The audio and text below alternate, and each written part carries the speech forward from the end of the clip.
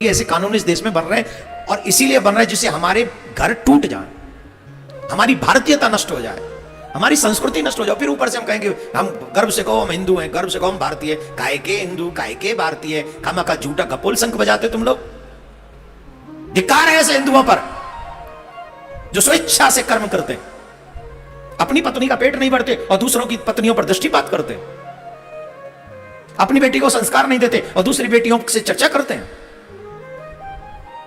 यह भारतीयता है और फिर इसे कानून के रूप में प्रमाणित कर दिया जाए, धिक्कार है, ये धिक्कार है इस बात। चले छोड़िए, मैं थोड़ा कह देता हूं क्योंकि मैं चाहता हूं आपके घरों में थोड़े संस्कार बने रहें इसलिए।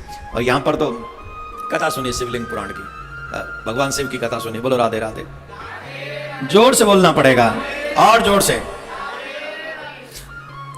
भगवान श्री शंकर ने यह परीक्षा लेने के लिए ऐसी माया का जाल बुना कि उस माया के जाल में पतिव्रता स्त्री भी अपने पतियों के सामने भगवान के स्वरूप पर मोहित हो गई और ऐसे हाव भाव, ऐसा कर्म करने लगी, वाणी बोलने लगी जो कोई भी स्वीकार नहीं करेगा।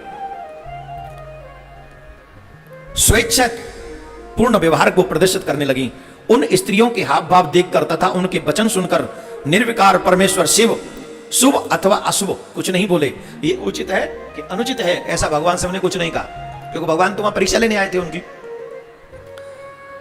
इस प्रकार उनकी चेष्टा वाली नारियों के समूह को देखकर वे विप्र, वे मुनि श्रेष्ठ, वो दिगंबर वेशधारी शिव को पहचान नहीं सके और अपनी पत्नियों को ऐसा व्यवहार देखते हुए वो क्रोधित हो गए भगवान शिव पर और भगवान शिव को उल्टा सीधा बोलने लगे। बड़े कठोर शब्दों का वहां उन्होंने प्रयोग किया।